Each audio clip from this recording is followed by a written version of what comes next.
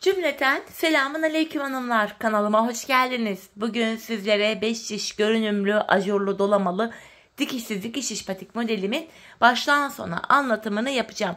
Ben patiğimde piyasada rahatlıkla bulabileceğiniz patiklik iplerden kullandım. Krem, bu şekilde mor ve sarı tonlarında. Sarı ipimiz zaten çok az gidiyor hanımlar. 1 metre kadar ipiniz varsa yeterli olacaktır. Hemen iplerimi bir kenara alıyorum. Şişlerimi ise 3 numara. Ben böyle kısa 2 şiş ile yaptım. Hemen patiğimi göstereceğim. İşte hanımlar. Modelimiz bu şekilde. Patiğimiz baştan sona 2 şiş ile yapıldı hanımlar. 5 şiş görünümlü 2 şiş modelim. Bu şekilde. Gördüğünüz üzere patiğimin hiçbir yerinde dikiş yok. Hemen topuğumuzu da göstermek istiyorum. Dolamalı, çok güzel, şahane bir model oldu. 5 şiş patik bilmeyen hanımların da rahatlıkla yapabileceği hoş, güzel bir model.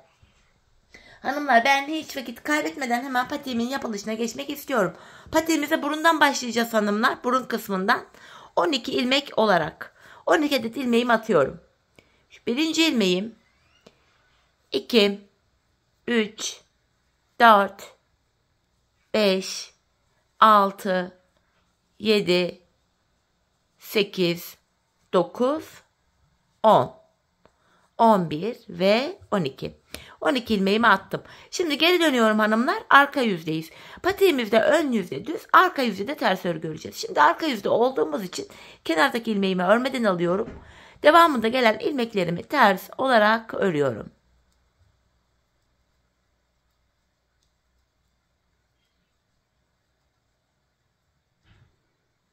Sonuncu ilmeğimi de yine ters ördüm. Geri dönüyorum. Şimdi de ön yüzdeyiz hanımlar. Artık ön yüzde artırmalarımızı yapacağız. Artırmalarımızı ilk 2 ilmeği ördükten sonra yapacağız. Bir de son 2 ilmek kalana kadar örüp öyle yapacağız. Kenar ilmeğimi alıyorum. Hemen yanına bir ilmek düz olarak örüyorum. Ön yüzdeyim, düz örgü yapıyoruz hanımlar. Hemen ipimi parmağıma dolayıp artırmamı yapıyorum ikinci ilmekten sonra. Şimdi son 2 ilmeğim kalana kadar öreceğim. Son 2 ilmeğim kalana kadar ilmeklerimi öreceğim. Bakın burada son 2 ilmeğim kaldı. Yine ipimi parmağıma dolayıp buraya bir ilmek daha atıyorum. Kalan 2 ilmeğimi düz olarak örüyorum. Şimdi 14 ilmeğim oldu. Şimdi geri dönüyoruz, arka yüzdeyiz. Hanımlar, arka yüzde artırma işlemi yapmıyoruz. Arka yüzde ilmeklerin tamamını ters örüyoruz. Kenar ilmeğimi örmeden aldım. Devamında gelen ilmeklerimi ters olarak örüyorum. Artırma işlemini sadece ön yüzde yapıyoruz hanımlar. Arka yüzde artırma işlemi yok. İlmeklerimin tamamını arka yüzde ters ördüm. Geri dönüyorum, ön yüzdeyim. Yine artırmalara devam ediyoruz. Kenar ilmeğimi alıyorum. Yanına bir ilmek ördüm. Bakın kenarda 2 ilmeğimiz oldu. Hemen ipimi parmağıma dolayıp buraya bir ilmek atıyorum. Şimdi son 2 ilmeğim kalana kadar öreceğim hanımlar. Son 2 ilmek kalana kadar örüyorum. Bakın burada son 2 ilmeğim kaldı. Yine ipime parmağımı dolayıp ilmeğimi atıyorum. Kalan 2 ilmeğimi düz örüyorum. Şişimizde şu anda 16 ilmeğimiz oldu. Geri dönüyoruz. Her seferinde ilmeklerimiz ikişer ikişer artıyor. Arka yüzdeyiz. Kenar ilmeğimi örmeden alıyorum.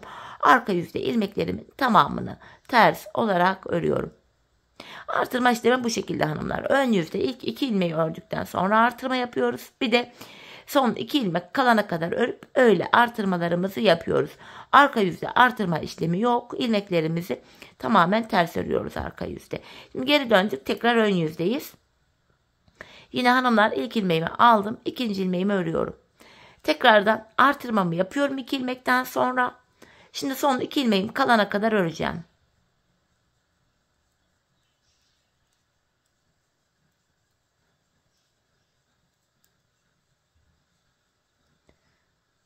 Bakın son 2 ilmeğim kaldı. Hemen ipimi parmağıma dolayıp artırmamı yapıyorum. Kalan 2 ilmeğimi de düz ördüm. Böylece 18 tane ilmeğimiz oldu. Gördüğünüz gibi hanımlar, patiğimizin burnu bu şekilde yapılacak. Şimdi yapacağımız işlem şu: arka yüzde ilmeklerin tamamını ters öreceğiz. Ön yüzde tekrardan ilk 2 ilmeği ördükten sonra artıracağız. Bir de son 2 ilmek kalana kadar örüp öyle artırmalarımızı yapacağız. Hanımlar, ben bu patiğimin burnunda 28 ilmeğim olana kadar artırmalarımı yaptım. Sonra modelime başladım. 28 ilmek de yeterli geldi. Şimdi hep birlikte 28 ilmeğimiz olana kadar artırmalarımızı yapalım gelelim. Sonra birlikte modelimize başlayalım. Evet hanımlar, 28 ilmeğim olana kadar artırdım. Arka yüzde de ilmeklerimi ters ördüm. Yeniden ön yüze geldik. Bu aşamada hanımlar şöyle krem ipimi de hazırladım. Bu mor ipimi de ortalama 1 metre kadar kestim hanımlar. Bu dolamalı çiçeklerimizi yapmak için 1 metre kadar kesip böyle ayırdım. Sonra aynı miktarda bir tane daha mor ip kestim hanımlar. O da yine aynı uzunlukta. Bu da sol taraftaki çiçeklerimizi yapmak için. Ayrıca bu sarı iplerimden de şöyle ortalama yarımşar metre kadar 2 tane de çiçeklerimizin ortası için kesimimi yaptım.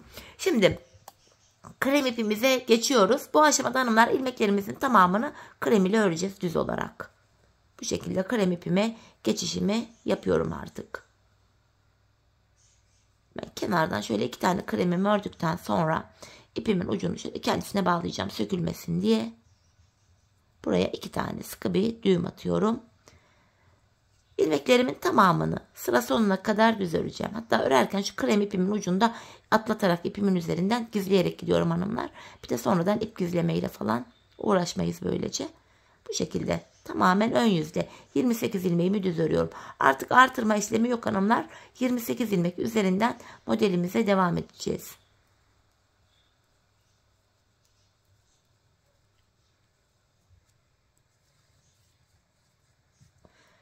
Sıra sonuna kadar ön yüzde ilmeklerimi düz örüyorum.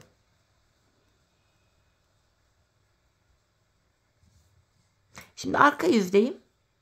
Arka yüzde hanımlar kenar ilmeğimi örmeden alıyorum. İlmeklerimi ters olarak örüyorum. Ön yüzde çiçeklerimize başlayacağız artık.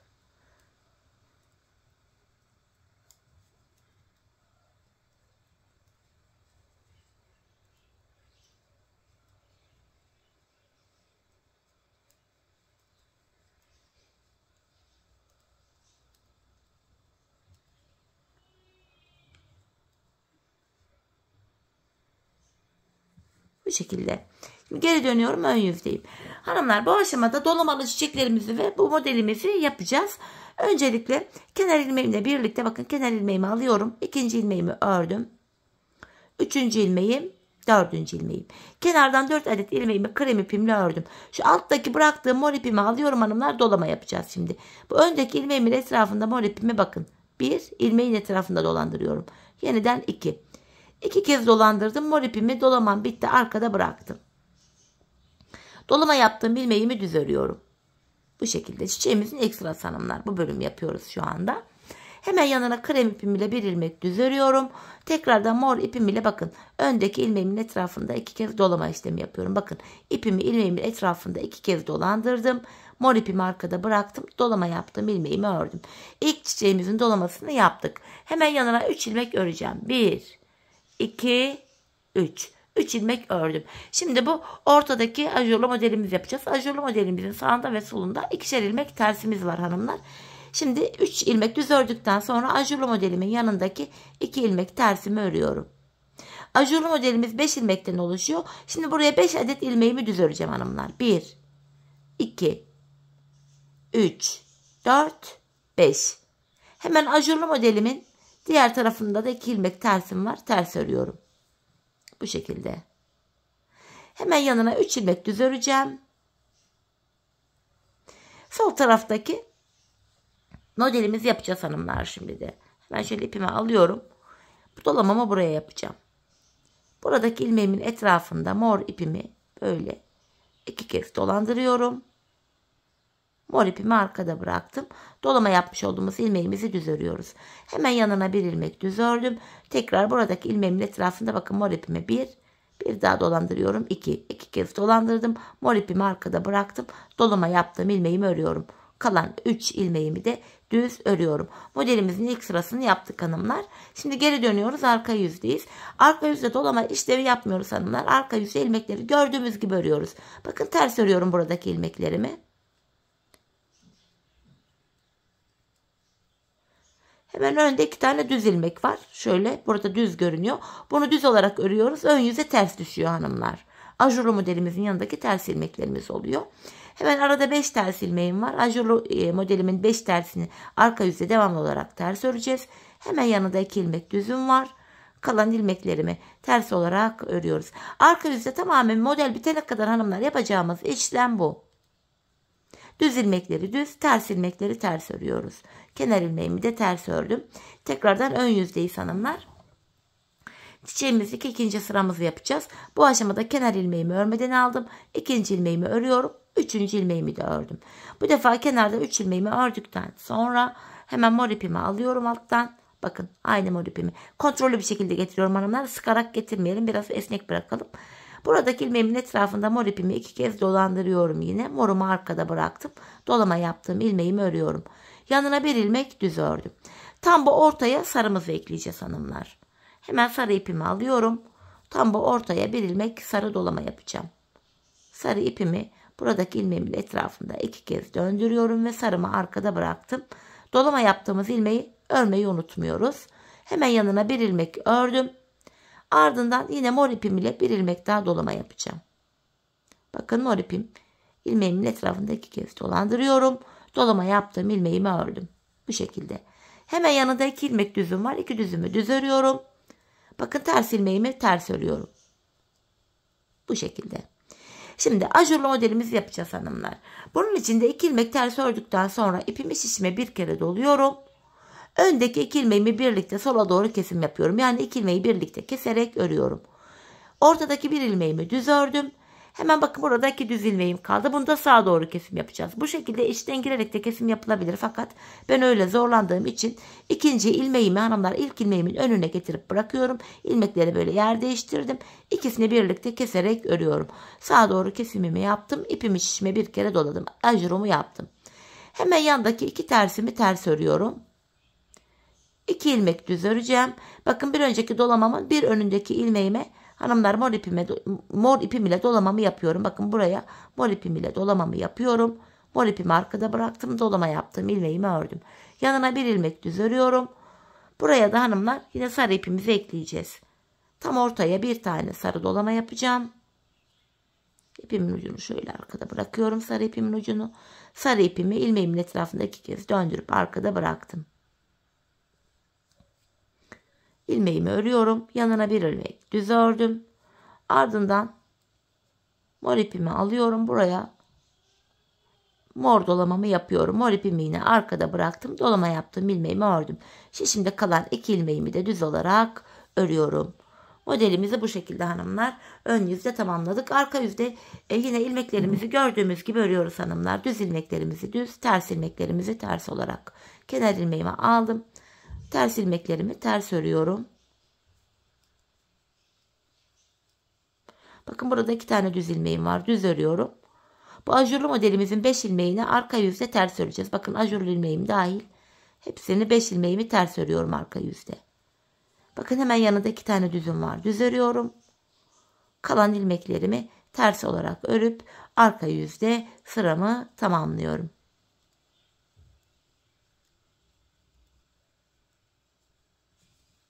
Bu şekilde. Şimdi geri dönüyoruz hanımlar. Yeniden ön yüzdeyiz. Çiçeğimizin son sırasını yapacağız bu aşamada. Öncelikle hanımlar kenar ilmeğimi aldım. İkinci ilmeğimi örüyorum. 3, 4. 4 ilmek ördüm. Yine alttan şu mor ipimi alıyorum. Buraya bir ilmek dolama yapacağım. Bakın mor ipimi ilmeğimin etrafında 2 kez dolandırıyorum. Dolama yaptığım ilmeğimi ördüm. Hemen yanına bir ilmek düz örüyorum. Tekrardan yanına mor ipimle bir dolama daha yapıyorum. Çiçeğimizin hepi topu bu kadar hanımlar. Bakın mor ipimi arkada bıraktım. Dolama yaptım. İlmeğimi ördüm. Yanına 3 ilmek düzüm var. Bakın 2 tersimi ters örüyorum. Geldik ajurlu modelimize. Ajurlu modelimiz hanımlar 2 ajurdan oluşuyor. İlkini ön yüzde yapmıştık. Şimdi ikinci ajurumuzu yapacağız. Öncelikle 2 ters ördükten sonra bir önceki sıradaki ajurlu ilmeğimi düz örüyorum. Yine ajurumu yaptım. İpimi şişime bir kere doladım. Bakın önde üçlü ilmeğim var. Burada üçlü bir kesim yapacağız. Yine öndeki 2 ilmeğimi alıyorum. Sağa doğru kesim yapacak gibi ikinci ilmeğimi ilkinin önüne getirdim, bıraktım. Ardından bu 2 ilmeğim ile diğer 3. ilmeğimi birlikte alıp keserek örüyorum ve ipimi şişime bir kere doluyorum. Ajurumu yaptım. Bakın buradaki ajurlu olan ilmeğimi de düz örüyorum. Yanında 2 tane tersim var. Şimdi hanımlar buradaki çiçeğimizi yapacağız. Öncelikle 3 ilmek düz öreceğim. 1, 2, 3. Alttan mor ipimi alıyorum. Şöyle kontrollü bir şekilde getirdim. Buraya bir ilmek dolama yapıyorum. Mor ipimi arkada bıraktım. Dolama yaptığım ilmeğimi ördüm. Yanına bir ilmek düz örüyorum. Tekrardan mor ipim ile bir dolama daha yapıyorum buraya. Morumu arkada bıraktım. Dolama yaptığım ilmeğimi ördüm. Kalan 3 ilmeğimi düz örüyorum. Bu şekilde. Şimdi arka yüzdeyiz hanımlar. Arka yüzde ilmeklerimizi yine gördüğümüz gibi örüyoruz. Kenar ilmeğimi aldım. Ters ilmeklerimi ters, düz ilmeklerimi düz olacak şekilde öreceğim. Bakın burada 2 tane düz ilmeğim var. Düz örüyorum. Ön yüze ters düşüyor. 5 tane ajurlu ilmeğim vardı. Ajur modelimin ilmeği. Arka yüzde 5'ini de ters örüyorum. Hemen yanında 2 ilmek düzüm var. Düz ördüm. Kalan 5 ilmeğimi de ters olarak, kalan 5 ilmeğim diyorum. Kalan ilmeklerimin tamamını da ters olarak örüyorum. Bu şekilde hanımlar. Arka yüzde sıramızı tamamladık. Bu arka yüzde görünen iplerimizde hanımlar hem sıkılayacağız, sağlamlayacağız hem gizleyeceğiz. Nasıl yapıldığını da hemen şu bir ip üzerinden göstereyim. Bakın arka ilmek içinden girerek şöyle gizleyebiliriz hanımlar. Şöyle alttan giriyorum. Bakın. Buraya şöyle zincir çeker gibi şöyle düğüm oluşturuyorum. Bunu böyle sıkıyorum bayağı bir. Ardından bu ilmeğimi, bu ipimi şöyle gizliyorum. Gizleyemedim. Bu şekilde gizliyoruz hanımlar. Fazla kalan ipin ucunu da kesebiliriz artık. Bu şekilde hanımlar iplerimizi gizleyelim, sıkılayalım. Hem sağlam olur hem de patiğimizin içi dışı değerli toplu görünür. Diğer ipuçlarını da aynı şekilde gizleyebilirsiniz. Ben örnek olsun diye sadece bir ip üzerinden gösterdim. Şimdi ön yüzdeyiz hanımlar. Modele devam edelim. Bu ilk çiçeğimiz bitti hanımlar. Çiçeğimiz bittikten sonra ön yüzde düz, arka yüzde ters olacak şekilde öreceğiz. Sonra ikinci çiçeklerimizi kuracağız.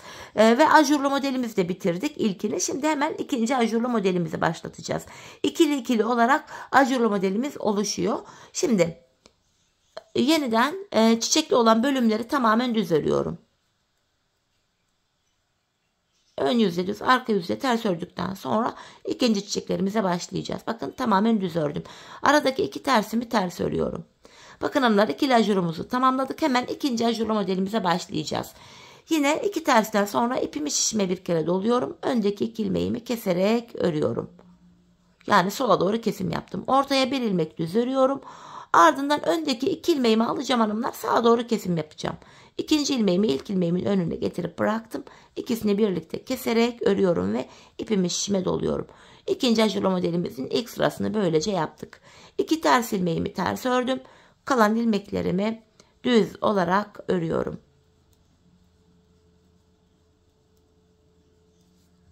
İşte bu şekilde hanımlar. Şimdi geri dönüyoruz. Arka yüzdeyiz.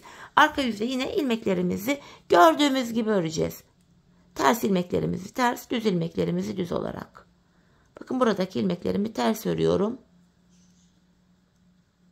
Hemen yanındaki ilmek düzüm var. Düz örüyorum. Ajurlu modelimin 5 ilmeğini arka yüzde ters örüyorum. Hemen yanında 2 ilmek daha düzüm var. Bunları da düz ördüm. Kalan ilmeklerimi ters olarak örüyorum.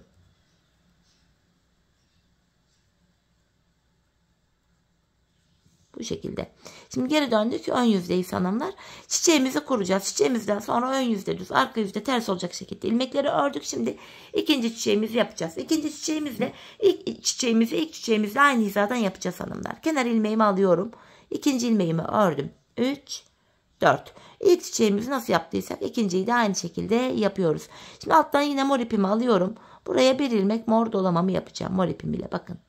Bir ilmeğime dolamamı yaptım ve dolama yaptığım ilmeğimi örüyorum. Yanına bir ilmek düz ördüm ve tekrardan bir ilmek daha dolama yapıyorum. Çiçeğimin ilk sırasını sağ tarafta tamamlamış oldum. Yanında 3 ilmek düz öreceğim. 1, 2, 3. Bakın 2 tersim var burada. Terslerimi ters örüyorum. İkinci ajurlu modelimizin ikinci ajurunu yapacağız hanımlar. Bu aşamada bir önceki sıradaki ajur olan ilmeğimi düz ördüm. İpimi şişime bir kere doluyorum. Ajurumu yapıyorum. Ortada üçlü bir kesim yapacağım. Öncelikle ikili kesim yapacak gibi şöyle ikinci ilmeğimi alıyorum. İlk ilmeğimin önüne bırakıyorum. Ardından bu 2 ilmeğimi ve 3. ilmeğimi de şişime alıp üçünü birlikte keserek örüyorum. Yine ipimi şişime bir kere doladım. Bir tane ajur ilmeğimi düz ördüm. Yandaki 2 ters ilmeğimi ters örüyorum. Hemen 3 ilmek düz öreceğim. 1, 2, 3. Buradaki çiçeklerimi de bakın ilk çiçeğimizle aynı hizadan başlatacağım. Hemen alttan mor ipimi alıyorum. İlmeğimin etrafında mor ipimi 2 kez döndürdüm. Düz olarak örüyorum. Yanına bir ilmek düz ördüm. Tekrardan mor ipim ile buraya bir tane dolama yapıyorum. Mor ipimi arkada bıraktım. Dolama yaptığım ilmeğimi ördüm. Kalan 3 ilmeğimi düz örüyorum. Şimdi geri dönüyoruz. Arka yüzdeyiz. Arka yüzde yine ilmekleri gördüğümüz gibi öreceğiz hanımlar. Hiç videoyu kesmeden anlatmaya çalışıyorum hanımlar. Anlaşılır olsun diye. Hani kafanızı karıştırmasın dolamalar, ajurlar falan diye. Ters ilmeklerimi ters. Bakın 2 düz ilmeğimi düz ördüm. Ajurlu modelimin 5 ilmeğini arka yüzde yine ters örüyorum. Hemen yanında 2 ilmek düzüm var. Düz örüyorum. Kalan ilmeklerimi de ters olarak örüyorum.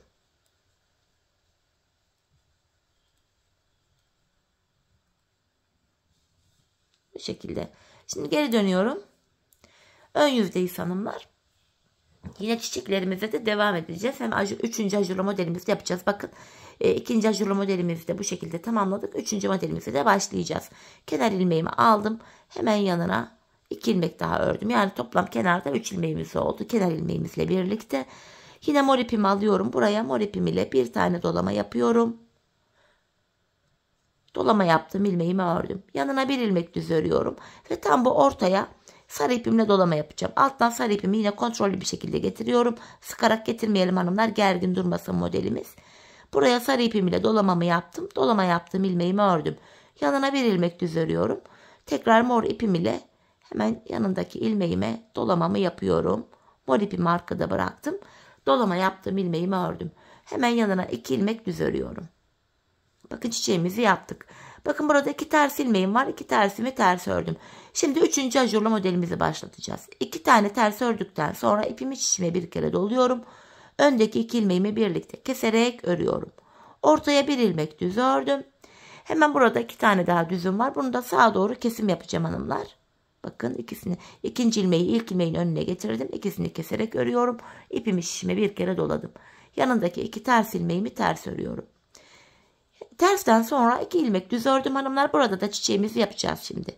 Mor ipimi alıyorum. Dolamamı yapıyorum. Dolama yaptım, ilmeğimi ördüm. Yanına bir ilmek düz örüyorum. Ve tam ortaya bir ilmek sarı dolama yapıyorum. Sarı ipimi arkada bıraktım. Dolama yaptım, ilmeğimi ördüm. Yanına bir ilmek daha düz örüyorum. Ve mor ipim ile hemen sıradaki ilmeğime de dolamamı yapıyorum. Tekrar dolama yaptığım ilmeğimi ördüm. Kalan 2 ilmeğimi düz örüyorum. Geldik arka yüze. Arka yüzde hanımlar yine ilmeklerimizi gördüğümüz gibi öreceğiz. Ters ilmeklerimi ters, düz ilmeklerimi düz. Arka yüzde yapacağımız işlem aynı hanımlar. Hiçbir değişen bir şey yok. Ajurlu model kurulumu arka yüzde yok. Dolamalı çiçek arka yüzde yok. İlmekler sadece gördüğümüz gibi örülüyor. Ajurlu modelimin 5 ilmeğini arka yüzde yine gördüğünüz gibi ters örüyorum. 2 tane düzüm var yanında. Düz ördüm. Kenarda kalan ilmeklerimi de ters olarak örüyorum.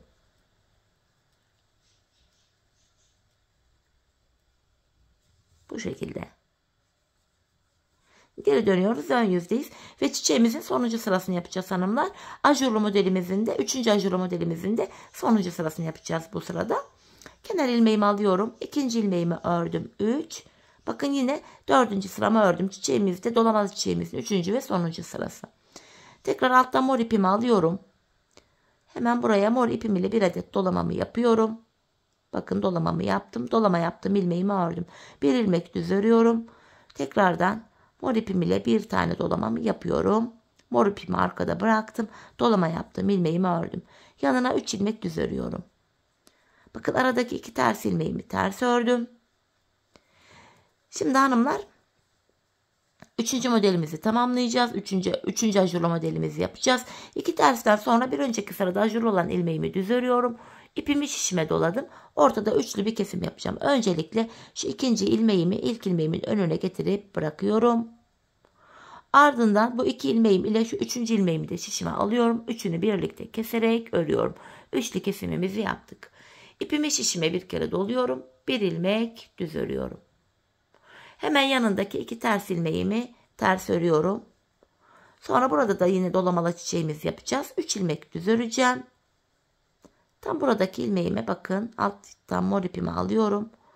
Bir ilmek dolama yapıyorum. Dolama yaptığım ilmeğimi ördüm. Yanına bir ilmek düz örüyorum. Tekrardan bir ilmek daha dolamamı yapıyorum. Morumu arkada bıraktım. Dolama yaptım. İlmeğimi ördüm. Yanındaki 3 ilmeğimi de düz olarak örüyorum. Ön yüzde hanımlar sıramızı tamamladık. Şimdi arka yüzde yine ilmeklerimizi gördüğümüz gibi örelim. Yine ters ilmeklerim ters. İkinci çiçeğimiz de bitti hanımlar. Bakın 2 düz ilmeğimi düz ördüm. Ajurlu modelimin 5 ilmeğini arka yüzde olduğum için ters örüyorum. Hemen 2 tane düzüm var. Düz örüyorum. Ardından kalan ilmeklerimin tamamını ters olarak örüp arka yüzde sıramı tamamlıyorum. Bu şekilde. Hanımlar şöyle baktığımız anda bakın 2 tane çiçeğimizi bitirdik. Ortada da 1, 2, 3 tane ajurlu modelimizi bitirmiş olduk. Şimdi yapacağımız işlem şu hanımlar, çiçek bitiminden sonra ilmekleri çiçek yapmıyoruz hemen. Ön yüzde düz, arka yüzde ters örüp 3. çiçeklerimizi başlatacağız. Bu arada hanımlar hemen 4. ajurlu modelimizi de yapmaya başlayacağız hanımlar. Bakın tam olarak biz buraya kadar yaptık. Buraya kadar yaptık. 3. modelimizi bitirdik. 4. modelimizi açacağız. Çiçekler, her çiçek bitiminde ön yüzde düz, arka yüzde ters örüyoruz. Yeni çiçeği başlatıyoruz. Hanımlar ben bu patiğimin ön bölümüne toplamda 1, 2, 3, 4 tane dolamalı çiçekten yaptım. Ajurlu modeli sayacak olursak da 1, 2, 3, 4, 5, 6, 7. 7 tane de ajurlu model yaptım ön tarafına. Bu şekilde tam da denk geldi. Ayak bileğine kadar tam da model bu şekilde denk geldi. Şimdi hep birlikte hanımlar bakın ilk ikisini birlikte yaptık. Toplam 2 tane daha çiçeğimizi yapalım. Toplam 4 çiçek olacak. 4. çiçeğimiz biter bitmez gelelim hanımlar, sonra birlikte bilek ayrımını yapalım. Evet hanımlar, ben toplamda 4 tane çiçeğimi yaptım geldim. 4. çiçeğim biter bitmez hemen bilek ayrımına geçeceğiz. Fakat öncesinde hanımlar ilmeklerimizin tamamını bilek ayrımından önce sıra sonuna kadar düz öreceğiz. Hem de çiçeğimizden sonra hani bir sıra düz bir sıra ters örüyorduk arka yüzde, sonra diğer çiçekleri kuruyorduk. Şimdi bir sıra düz bir arka yüzde de ters ördükten sonra arka bölümün çiçeklerini yine yapmaya devam edeceğiz. Gördüğünüz gibi bakın ters ilmeklerim dahil hepsini düz örüyorum hanımlar. Sonuncu ilmeğimi de yine ördüm. Geri dönüyorum. Arka yüzde de ilmeklerimin tamamını ters öreceğim. Kenar ilmeğimi örmeden aldım. Devamında gelen ilmeklerimi arka yüzde olduğum için ters olarak örüyorum. Ön yüzde bilek ayrımını yapacağız. Bu yanlara da yine dolamalı çiçeklerimizden yapmaya devam edeceğiz.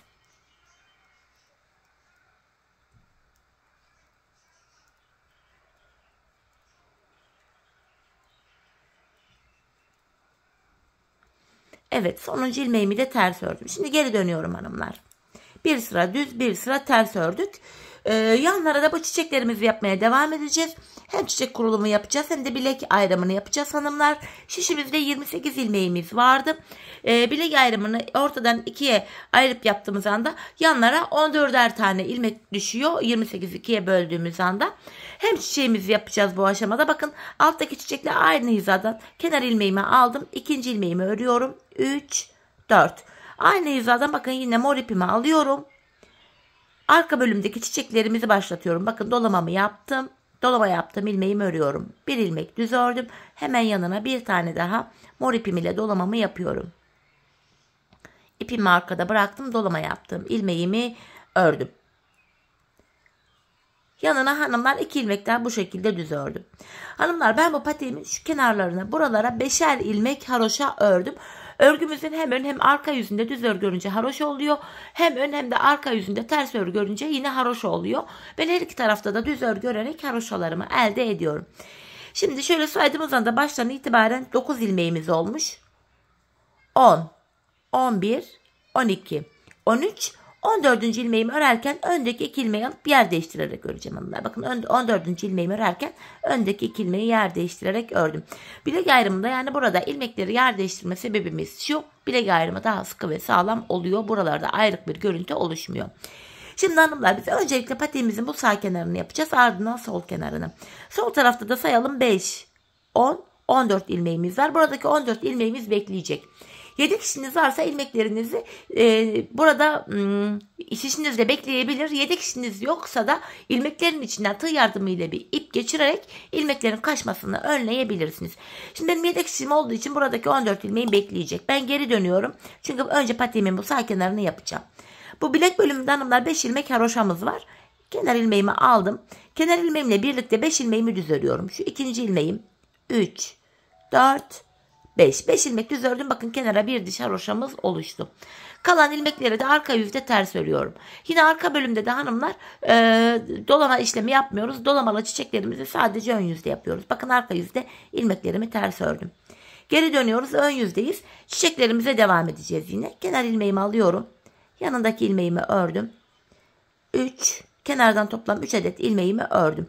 Şimdi çiçeğimizin ikinci sırasını yapacağız. Yine alttan mor ipimi alıyorum. Hemen buraya bir ilmek mor ipimle dolamamı yapıyorum. Dolama yaptığım ilmeğimi ördüm. Yanına bir ilmek düz örüyorum. Tam bu ortaya gelen bölüme hemen alttan sarı ipimi alıyorum. Bir ilmek dolama yapıyorum sarı ipim ile. Sarımı arkada bıraktım. Dolama yaptığım ilmeğimi ördüm. Hemen yanına bir ilmek daha düz örüyorum. Tekrar mor ipim ile bir tane daha dolamamı yapıyorum.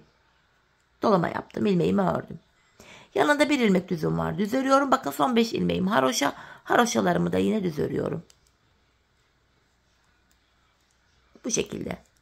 Şimdi arka yüzdeyiz. Arka yüzde bu ilk 5 ilmeğim haroşa. Kenar ilmeğimle birlikte toplam 5 ilmeğimi düz öreceğim. Şu 4, şu da 5. Kalan ilmeklerim de arka yüzde olduğum için ters olarak örüyorum. Tekrar geri dönüyoruz. Ön yüzdeyiz. Çiçeğimizin sonuncu sırasını yapacağız hanımlar. Yine kenar ilmeğimi aldım. Toplam kenardan 4 ilmeğimi örüyorum. Ardından yine mor ipimi aldım buradan. Bir dolama yapıyorum. Dolama yaptığım ilmeğimi ördüm. Bir ilmek düz ördüm. Tekrardan öndeki bir ilmeğe mor ipimle dolamamı yapıyorum. Dolama yaptığım ilmeğimi örüyorum. Hemen yanındaki ilmek daha düzüm var. Bakın son 5 ilmeğime geldim. Haroşa düz örüyorum. Bu şekilde. Bakın çiçeğimizi bitirdik, kenarındaki bir adet çiçeğimizi. Şimdi geri dönüyorum. Arka yüzdeyiz hanımlar. Yine kenar ilmeğimle birlikte 5 ilmeğim haroşa düz örüyorum. Kalan ilmeklerimi de ters olarak örüyorum.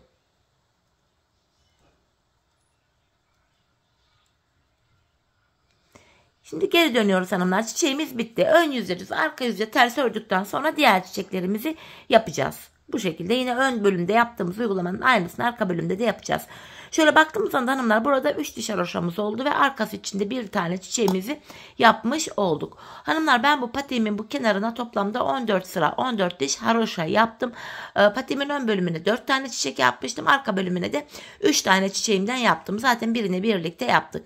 Hanımlar, siz bu aşamada lütfen patiğinizi ayağınızı ölçerek yapın. Şöyle ki patiğinizi ayağınızın burnundan itibaren şöyle tutmanız gerekiyor. Burun kısmından itibaren bu arka bölümünü şu topuğunuzun kenarına gelene kadar yapmanız gerekiyor. Ben toplamda 14 sıra haroşa yaptım. Tam geldi. Belki siz daha az ya da daha çok da yapabilirsiniz. Bu tamamen sizin ölçülerinize göre değişiklik gösterebilir.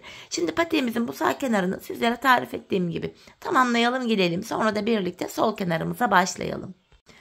Evet hanımlar, patiğimin sağ kenarını tamamladım. Geldim buraya 14 sıra haroşa yaptım. 3 tane de dolamalı çiçeğimden yaptım. Artık dolamalı çiçeğimizin iplerini hanımlar kesebiliriz. Çünkü bunlarla işimiz kalmadı. Hemen şöyle sarı olanı kesip size göstereyim. Bakın yine şu şekilde arkaya zincir atarak böyle sıkılayarak, düğümleyerek şöyle buraya sıkılıyorum. İpimin ucunu da aralardan geçirerek gizleyip ipimi keseceğim. Hani diğer mor ipimizde aynı şekilde hanımlar bu şekilde sıkılayıp kesebiliriz. Bu aşamada hanımlar krem ipim haroşal tarafta değil de sağ tarafta kaldı. Burada bıraktım. Şimdi yapacağımız işlem şu. Bu ilmeklerim kaçmasın diye şişimden çıkaracağım. Tığ yardımıyla içinden ip geçireceğim. Hani yedek şişiniz varsa ilmekler şişte de bekleyebilir. Fakat ben patiğimin tabanını örerken bu şişler elime takılmasın diye tığ yardımı ile ip geçiriyorum hanımlar. İlmeklerimin içinden şöyle.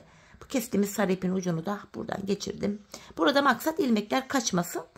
Çünkü bu ilmeklerimizi patiğimizin topuğunu yaparken yeniden kullanacağız. Hemen sarı ipimin ucunu da bağladım. Krem ipimin ucunu bir miktar bırakıp kesiyorum. Şu mor ipimizi de zaten keseceğiz.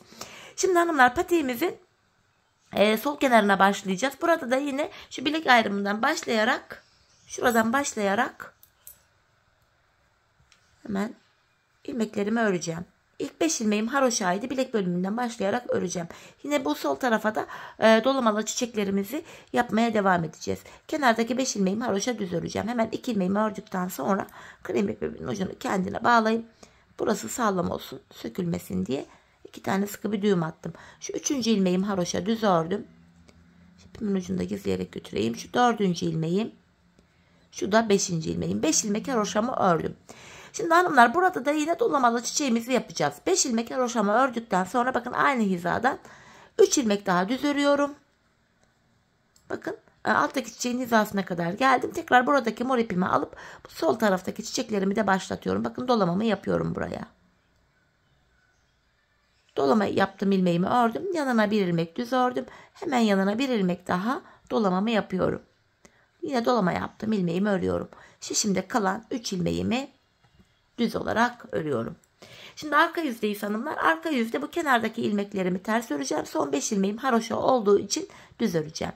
Kenar ilmeğimi örmeden aldım. Buralardaki ilmeklerimi ters olarak örüyorum. Bakın son 5 ilmeğime geldim. Son 5 ilmeğim haroşa olduğu için düz olarak örüyorum. Şimdi geri döndüm. Tekrar ön yüzdeyiz hanımlar. Çiçeğimize yine devam ediyoruz. Kenar ilmeğimi alıyorum. Toplam 5 ilmek haroşamı düz örüyorum. Yine ön yüzde olduğum için ilmekleri düz öreceğim. Çiçeğimizin ikinci sırasında yapacağım. 5 haroşadan sonra 2 ilmek daha düz örüyorum. Yine alttan mor ipimi alıp çiçeğime devam ediyorum. Yapacağımız işlem bu hanımlar. Yine dolama yaptığım ilmeğimi ördüm. Bir ilmek düz örüyorum. Tam bu ortaya alttan şu sarı ipimi getirdim. Bir tane sarı ipim ile dolamamı yapıyorum. Dolama yaptığım ilmeğimi ördüm. Bir ilmek düz örüyorum ve mor ipim ile hemen yanına bir tane daha dolama yapıyorum. Dolama yaptım, ilmeğimi ördüm. Kalan 2 ilmeğimi de düz örüyorum. Bu şekilde hanımlar patiğimizin sol kenarında yine aynı şekilde yapacağız. Gördüğünüz gibi ilk çiçeğimizi yaraladık. Bir diş daha haroşamız oluştu. Burada da yine çiçek aralarında ön yüzde düz, arka yüzde ters olacak şekilde öreceğiz. Tekrardan bir diğer çiçeği başlatacağız. Hanımlar sağ kenarımızı kaç sıra yaptıysak, ne kadar yaptıysak sol kenarımızda aynı sayıda yapmamız gerekiyor. Yanlarımız eşit olsun diye. Ben sağ kenara 14 sıra haroşa yapmıştım. Şimdi sol kenarıma da 14 sıra haroşa yapacağım ve 3 tane daha çiçek yapacağım. İlk çiçeğimizi zaten başlattık. Bu bitince 2 tane daha yapacağım. Toplam 3. Kenarımızda toplamda 7 sıra 7 tane çiçeğimiz olması gerekiyor. Şimdi hanımlar hep birlikte sağ kenarımızla eşit olacak şekilde sol kenarımızı da tamamlayalım gelelim. Sonra birlikte patiğimizin tabanına başlayalım. Evet hanımlar, patiğimin sol kenarında bitirdim geldim. 14 diş haroşa yaptım. Bu defa ipimi yine haroşalı tarafta değil de sol tarafta bıraktım. Şimdi hanımlar yine burada ilmeklerim kaçmasın diye şöyle tığ yardımıyla ilmeklerimin içinden bir ip geçireceğim. Sağ tarafta olduğu gibi. Bu şekilde. Ben kesmiş olduğum sarı ipimin ucunu da burada değerlendiriyorum. Gördüğünüz gibi ilmeklerimin arasından bu sarı ipimi geçiriyorum. Şöyle yine ipimin ucunu bağlayacağım. Bu arada hanımlar bu dolama yaptığım iplerimin hepsini kestim. Bakın arkaya da gizledim. Gördüğünüz gibi ip falan görünmüyor. Hemen şu krem ipimin ucundan hanımlar bir miktar bırakıp şöyle kesiyorum. Evet hanımlar.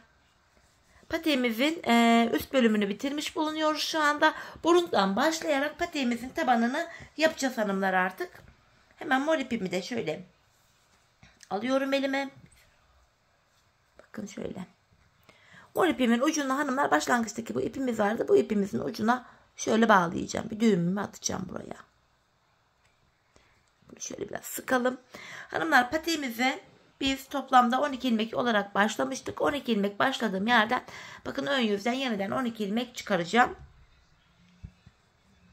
Öncelikle bu ilk ilmeğimi hanımlar bakın kenar tarafı sıkı olduğu için tığ yardımıyla çıkaracağım.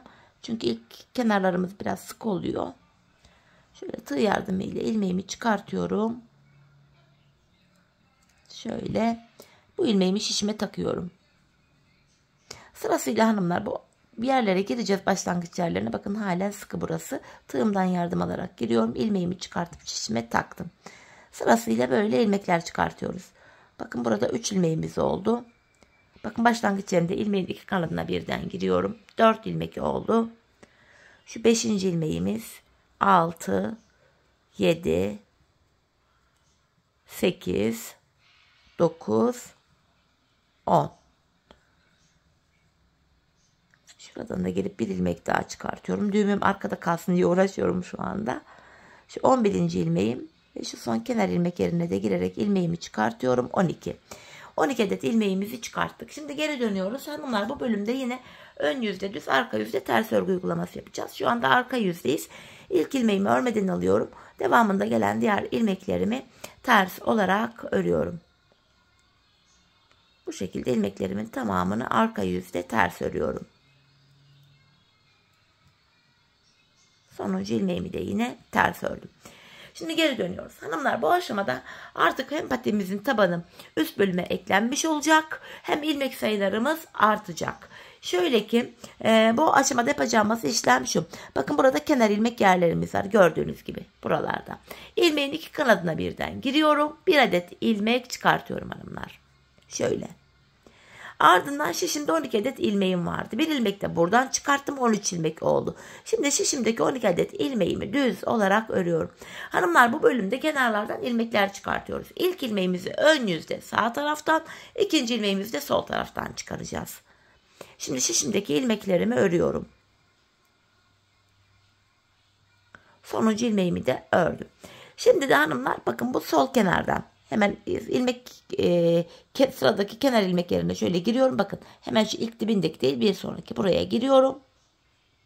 İlmeğin iki kanadına birden girip ilmek çıkartıyorum. Şişimizde 14 ilmeğimiz oldu. Şimdi geri dönüyoruz. Hanımlar, ilmek çıkartma işlemini ön yüzde yapıyoruz. Arka yüzde ilmek çıkartma işlemi yok. Bakın ilk ilmeğimi örmeden alıyorum.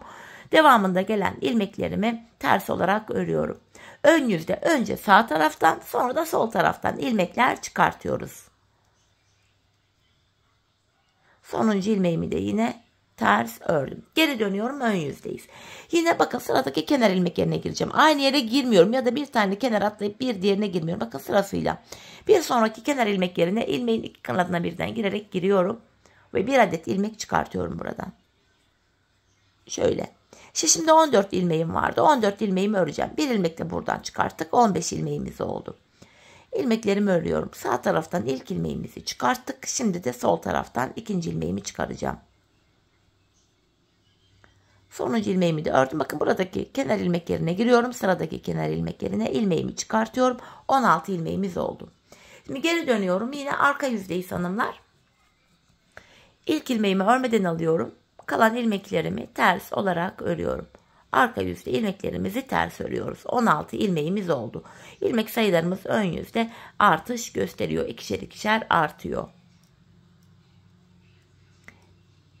Sonuncu ilmeğimi de yine ters ördüm. Tekrardan geri dönüyorum. Yeniden ön yüzdeyiz. Kenarlardan ilmekler çıkartmaya devam edeceğiz. Sıradaki kenar ilmek yerine giriyorum. Bir adet ilmek çıkarttım. Şişimde 16 ilmeğim vardı. Bir ilmek de buradan çıkarttım. 17 ilmek oldu. Şimdi şişimdeki ilmeklerimi tamamen örüyorum.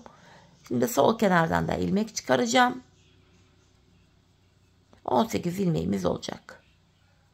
Bakın sonuncu ilmeğimi de ördüm. Sıradaki kenar ilmek yerine girip ilmeğimi çıkarttım. Böylece 18 ilmeğimiz oldu. Şöyle baktığımız anda hanımlar 5 şiş patik burnundan bu şekilde. Hiçbir fark yok görüntü itibariyle. Yapacağımız işlem şu: ilmek çıkarttık. Arka yüzde ilmekleri tamamen ters öreceğiz. Ön yüzde tekrardan hanımlar sıradaki kenar ilmek yerlerine girerek ilmekler çıkaracağız. Patiğimizin üstünü 28 ilmek olarak yapmıştık. Tabanını da 28 ilmek olarak yapacağız. Sayılar eşit olacak. Hanımlar şişimizde şu anda 18 ilmeğimiz var. 28 ilmeğimiz olana kadar, yani buradaki mor son kenar ilmek yerlerine kadar patiğimizin burnunu örelim gelelim. 28 ilmek olana kadar örelim gelelim. Ardından krem ipimize geçeceğiz ve 28 ilmek olarak patiğimizin tabanının nasıl yapılacağını sizlere detaylı olarak anlatacağım. Evet hanımlar, 28 ilmeğim olana kadar patiğimin burnunu ördüm ve geldim. 27. ilmeğimi sağdan, 28. yani sonuncu ilmeğimi de sol taraftan çıkarttım. Şimdi geri döneceğiz hanımlar. Yine arka yüzdeyiz. Arka yüzdeyiz hanımlar ve 28 ilmek üzerinden artık devam edeceğiz. İlmeklerimizde artış olmayacak. Yine ilk ilmeğimi örmeden alıyorum. Arka yüzde olduğum için ilmeklerimi ters olarak örüyorum. Hanımlar son 2 ilmeğim kalana kadar ilmeklerimi ters öreceğim. Son 2 ilmeğim kalana kadar.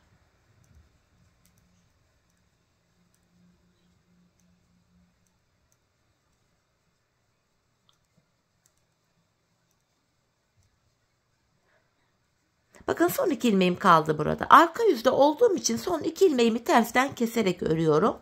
2 ilmeğimi kestim. Şişimde 27 ilmeğim kaldı. Şimdi geri döneceğiz. Yine kenar ilmek yerinden ilmekler çıkaracağız. Tekrar 28 ilmeğimiz olacak. Kestiğimiz ilmeği kenar ilmek yerinden çıkaracağız. Bu aşamada hanımlar bakın patiğimizde burun bölümünü mor ile yapmıştık. Devamında krem ile devam edeceğiz. Ön yüzde krem ipimi artık ekleyeceğim. Kenar ilmek yerinden ilmeğimi çıkartacağım. Bakın bu defa krem kenar ilmek yerine denk getirdim burayı. Buradan krem ipim ile bir adet ilmeğimi çıkartıyorum. Şişimizde şu anda 28 ilmeğimiz oldu. Bu aşamada artık hanımlar mor ipimizi kullanmayacağız. İlmeklerimizi sıra sonuna kadar krem ipimiz ile öreceğiz. Mor ipimizi artık keseceğimiz için hemen şu krem ipimin ucunu da mor ipime bağlayacağım. Şöyle buraya 2 tane bir düğüm atıyorum. Mor ipimin ucunu da artık kesiyorum. Devamında krem ile devam edeceğiz. Bu şekilde ilmeklerimizi krem ipimizle örüyoruz. Hatta sırasıyla şu iplerimi de gizleyerek götüreyim. Bakın örerken ipimin üzerinden atlatarak götürüyorum hanımlar. Hani bir de patiğimiz bittikten sonra bu ip gizleme işleri benim biraz elim oyaladığı için elimi oyalayan işleri çok sevmiyorum. Bak bu şekilde gizledim. Şimdi ön yüzdeyim, ilmeklerimi düz olarak örüyorum. Son 2 ilmeğim kalana kadar bu işleme devam edeceğim hanımlar. Son 2 ilmeğim kalana kadar.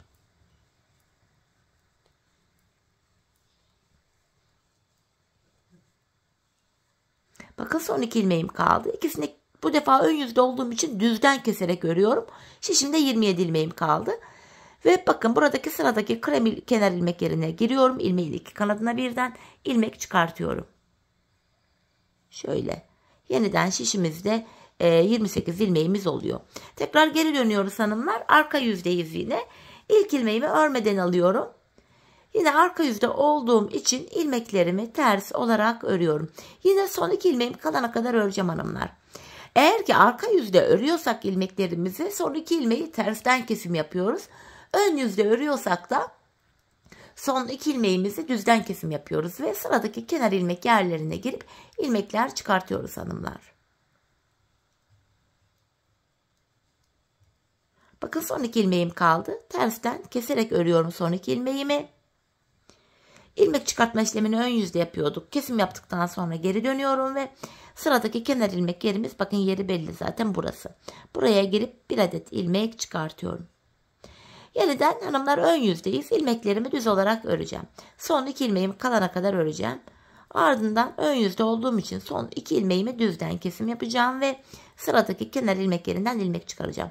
Aynı kenar ilmek yerinden 2 kere ilmek çıkarmayalım ya da bir ilmek atlayıp ötekinden ilmek çıkartmayalım hanımlar. Yoksa patiğimizin tabanı eşit olarak ilerlemez, yamuk olur. Bakın son 2 ilmeğim kaldı. İkisini birlikte keserek örüyorum ve sıradaki kenar ilmek yerime girip buradan da bir adet ilmeğimi şöyle çıkarıyorum. Patiğimizin arkasında hanımlar yapacağımız işlem bu. Ön yüzdeysek eğer son 2 ilmeği düzden kesim yapıyoruz ve sıradaki kenar ilmek yerinden ilmek çıkarıyoruz. Eğer ki arka yüzde örüyorsak da son 2 ilmeğimizi tersten kesim yapıyoruz ve sıradaki kenar ilmek yerinden ilmek çıkartıyoruz. Hanımlar biz bu işleme son kenar ilmek yerlerine kadar devam edeceğiz. Yani bakın yerleri belli. Burası ve burası. Buraya kadar devam edeceğiz. Patiğimizin tabanını 28 ilmek olarak bu şekilde öreceğiz. Şimdi hep birlikte son kenar ilmek yerlerimize kadar patiğimizin tabanını sizlere tarif ettiğim gibi 28 ilmek üzerinden örelim gelelim. Sonra da birlikte patiğimizin topuğuna başlayalım. Evet hanımlar, patiğimin tabanını son kenar ilmek yerlerine kadar sizlere tarif ettiğim gibi ördüm ve geldim. En son ilk sağdan ilmek çıkartmıştık. Sonraki ilmeğimi de sol taraftan çıkarttım. Şimdi bu sol tarafta kaldık. Bu sol tarafta hanımlar, bu ipimize takılı olan 14 ilmeğimiz vardı. Bu ilmeklerimi şişime takacağım. Artık bu ilmeklerimizle öreceğiz.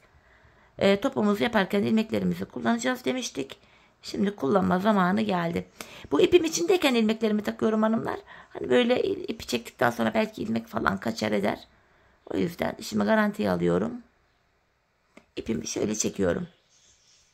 Hemen bu krem ipimin ucunda kendisine bağlayacağım.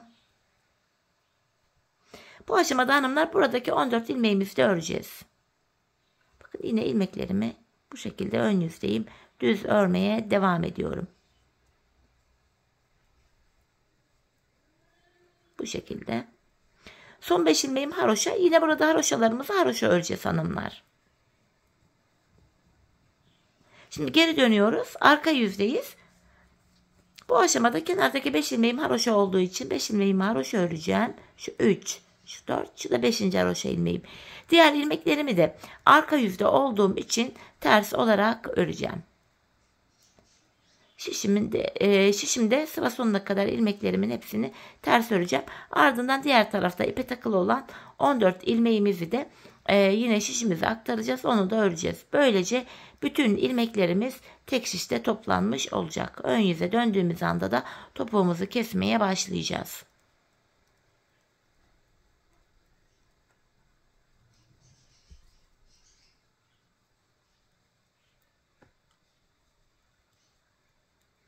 Sonuncu ilmeğime kadar ördüm hanımlar. Şimdi buradaki 14 ilmeğimiz vardı. Şimdi de bu 14 ilmeğimi şişime takacağım. Sırasıyla ilmeklerimi şöyle şişime takıyorum. 14 ilmeğimi.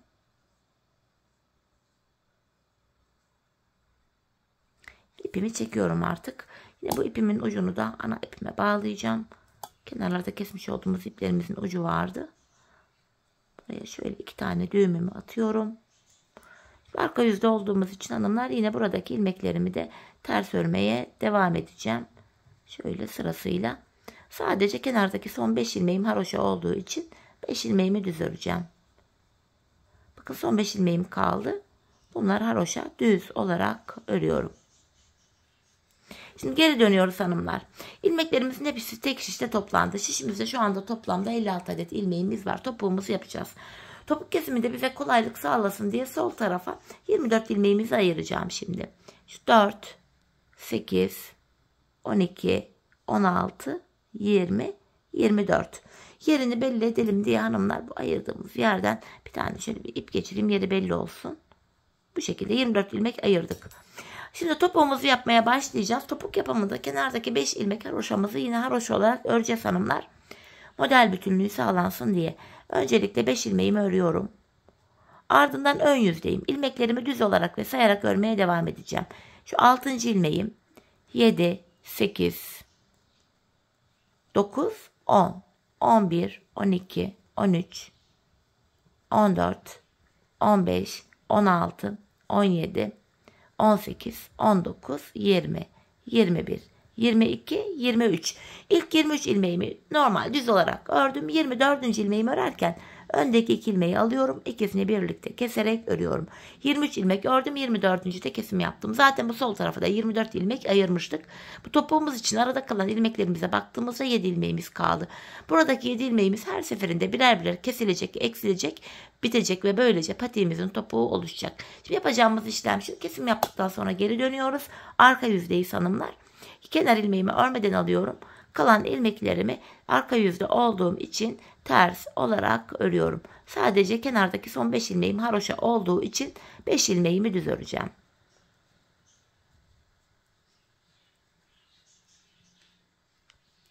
Bakın son 5 ilmeğim kaldı. Haroşa olduğu için bunları düz örüyorum. Geri döndük. Yeniden ön yüzdeyim. Yine bir önceki sırada yaptığımız işlemin aynısını yapacağız. Yani ilk 23 ilmeğimizi öreceğiz. 24.'yü örerken kesim yapacağız. 5 haroşamı ördüm. Sayarak gidiyorum. 6, 7, 8, 9, 10, 11, 12, 13, 14, 15, 16, 17, 18, 19, 20, 21, 22, 23. 23 ilmeğimi ördüm. 24.'yü örerken yine şu öndeki ikisini alıyorum. Birlikte keserek örüyorum. Topuğumuz için hanımlar bir önceki sırada burada 7 ilmeğimiz vardı. Şimdi baktığımız anda 6 ilmek kaldı. Yani 1 ilmek eksildi. Yapacağımız işlem şu. Yine kesim yaptık. Geri döneceğiz hanımlar kesimden sonra. Arka yüzde ilmekleri ters öreceğiz. Tekrardan ön yüzde ilk 23 ilmeği öreceğiz. 24.'yü örerken kesim yapacağız. Biz bu kesme işlemine bu aradaki son 6 ilmeğimiz birer birer eksilip bitene kadar devam edeceğiz. Ve böylece patiğimizin topuğu oluşacak. Şimdi hep birlikte bu aradaki 6 ilmeğimiz bitene kadar patiğimizin topuğunu sizlere tarif ettiğim gibi keselim ve gelelim. Evet hanımlar, bu işaretlere kadar bakın patiğimin topuğunu sizlere tarif ettiğim gibi kestim geldim. İpimi artık burada alıyorum. İlk başta sol tarafa 24 ilmek ayırmıştık. Kesimlerden sonra sağ şişimde de 24 ilmeğim kaldı. Yani her iki şişimizdeki ilmek sayıları da birbirine eşit. Bu aşamada patiğimin düz tarafı içeride, ters tarafı da dışarıda olacak şekilde ikiye katlıyorum. Ben tığ ile kesim yapabildiğim için, kolay kesim yapabildiğim için tığımı aldım. İlk kesimim şöyle. Benden taraftaki şişten bir ilmek, ikinci şişten de bir ilmek alıyorum. İkisini birlikte topluyorum. Diğer kesimlerimi de şöyle yapacağım. Benden taraftaki şişten bir ilmek, ikinci şişten de bir ilmek aldım. İkinci ilmeği ilk ilmeğin içinden şöyle geçiriyorum. Tığımdaki ilmeklerimi topluyorum. Benden taraftaki şişten bir ilmek, ikinci şişten de bir ilmek aldım. İkinci ilmeği ilk ilmeğin içinden geçiriyorum. Tığımdaki ilmekleri topluyorum. Karşılıklı olarak şişlerimizden birer tane ilmek alıyoruz ve ikinci şişten aldığımız ilmeği ilk şişten aldığımız ilmeğin içinden geçiriyoruz. Tığımızdaki ilmeklerimizi topluyoruz. Kesme işlemini sevgili hanımlar bu şekilde gerçekleştiriyoruz. Kalan ilmekleri de aynı şekilde keselim gelelim. Evet hanımlar, ilmeklerimi kestim. Son ikişer ilmeğim kaldı. Yine buradaki ilmeklerimi de alıyorum. İkinci ilmeği ilkinin içinden geçirdim. Tığımdaki ilmekleri topluyorum. Son birer ilmeğim kaldı. Burada da yine aynı işlemi gerçekleştiriyorum. Tığımdaki iki ilmeğimi topladım. Artık şişlerimiz de boşa çıktı. Buraya sağlam sıkı olsun diye bir tane sıkı bir zincir çekip ipimi kesiyorum. Hemen topuğumuza bakmadan önce bu ipimizin ucunda gizleyelim hanımlar. Böyle patiğimizin arkasında böyle çirkin bir görüntü oluşturmasın bu ip uçları. Bu nedenle gizliyoruz. Bütün ipleri gizliyoruz böyle. Bakabiliriz şimdi topuğumuza, bakın. 5 şiş patik topuğundan hiçbir farkı yok. Görüntü itibariyle de zaten 5 şiş patikle birebir aynı. Dikişte olmadığı için gayet ayakta rahat bir patik oldu. Hemen bir de manken ayağıma giydirip sizlere öyle göstereyim hanımlar. Bir de ayağımızda görelim patiğimizi. Ajurlu çok güzel bir model oldu. Yani sırf 5 şiş patiklerde gördüğümüz görüntünün aynısını bu defa bu 2 şiş patiğime yansıttım. 5 şiş patik bilmeyen ve böyle ajurlu model, dolamalı model seven hanımlar için de iyi bir fikir diye düşünüyorum. Evet, bakın patiğimizi şöyle ayağımıza giydirdim. Gördüğünüz gibi bakın yandan duruşu, patiğimizin topuğu, önden duruşu, kenarları tamamen bu şekilde hanımlar. Gayet güzel, hoş bir model oldu. Evet hanımlar, yine birlikte güzel bir modelin daha sonuna geldik. Umarım sizlere faydalı, hoş bir video olmuştur. Yeni modellerde, yeni videolarda buluşmak dileğiyle şimdilik hoşça kalın, sağlıcakla kalın.